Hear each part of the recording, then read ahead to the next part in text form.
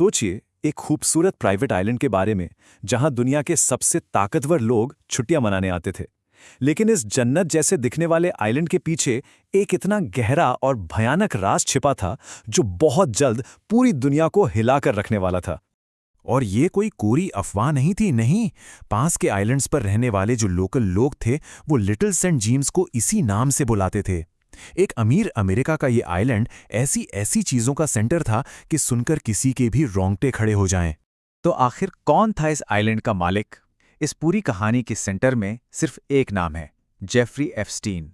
एक मामूली school teacher से अरबपतियों का मल्टी मिलियनियर फाइनेंशियल एडवाइजर बनने तक का उसका सफर शुरू से ही रहस्य और शक के घेरे में था। तो ये जो आइलैंड था 75 एकड़ का, बाहर से देखने में तो बिल्कुल जन्नत लगता था। खूबसूरत बीच, आलीशान विला और हर तरह की सहूलियत। लेकिन यहां आने वाले मेहमान कोई आम लोग नहीं थे। जी नहीं, प्रिंस एंड्रू से लेकर अमेरिका के पूर्व राष्ट्रपतियों तक दुनिया के सबसे पावरफुल लोग यहां पार्टी करने आते थे। इस बात से अनजान, या शायद ये जानकर कि इस जन्नत की आड़ में आखिर चल क्या रहा है। अब सवाल ये उठता है कि एक मामूली सा मैथ्स टीचर इतने बड़े बड़े, इतने पावरफुल लोगों के सर्कल में आखिर पहुंचा कैसे? उसकी पहुंच सच में हैरान करने वाली थी। Bill Clinton, Donald Trump, Prince Andrew, ये लिस्ट दिखाती है कि उसका असर कितना ज्यादा था, और यही असर, यही पावर उसे सालों तक बचाती रही। और ये जो छिपी हुई दुनिया थी, ये सालों तक बेरोक टोक चलती रही, किसी को कानो कान खबर नहीं। लेकिन फिर 2005 में एक अकेली हिम्मत वाली पुलिस कंप्लेंट ने इस पूरे साम्राज्य की नींव हिला दी। चलिए देखते हैं कि ये सब कैसे शुरू हुआ। ये देखना बहुत दिलचस्प है कि कैसे एक छोटी सी शिकायत देखते ही देखते एक बहुत बड़े फेडरल केस में बदल गई। जैसे जैसे पुलिस ने जांच आगे बढ़ाई, एक के बाद एक पीड़ित लड़कियां सामने आती गईं और जल्द ही ये साफ हो गया कि ये कोई छोटा मोटा क्राइम नहीं, बल्कि एक ऑर्गेनाइज्ड सेक्स ट्रैफिकिंग रैकेट था।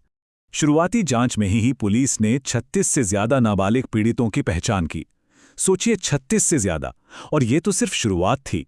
ये नंबर दिखाता है कि ये जुर्म कितने बड़े पैमाने पर और कितनी बेखौफी से हो रहा था।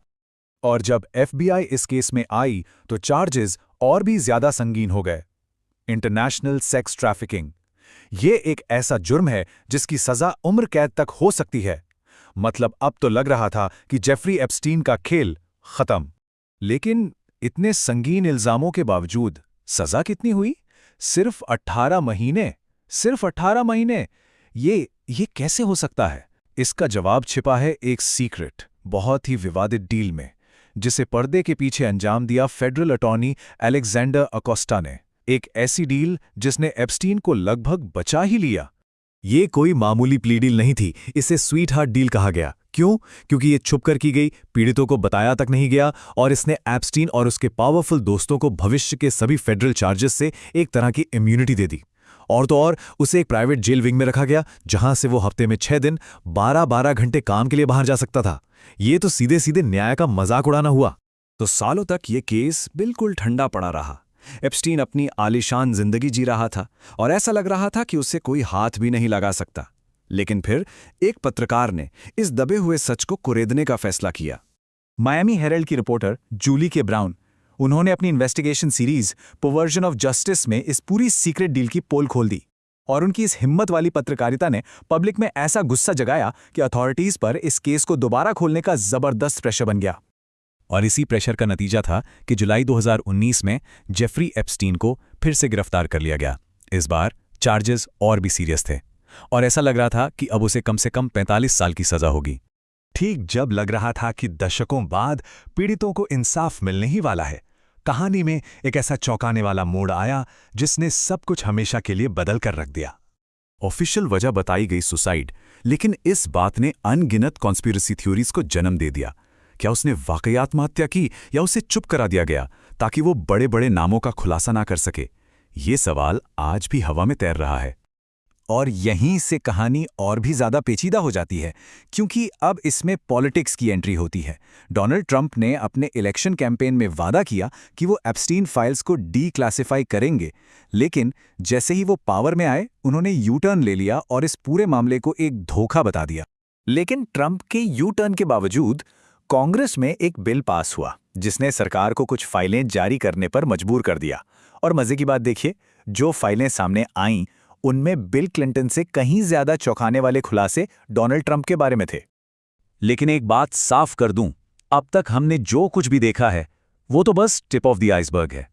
असली कहानी, असली और शायद सबसे भयानक सच, वो तो अभी भी हजारों फाइलों में बंद है।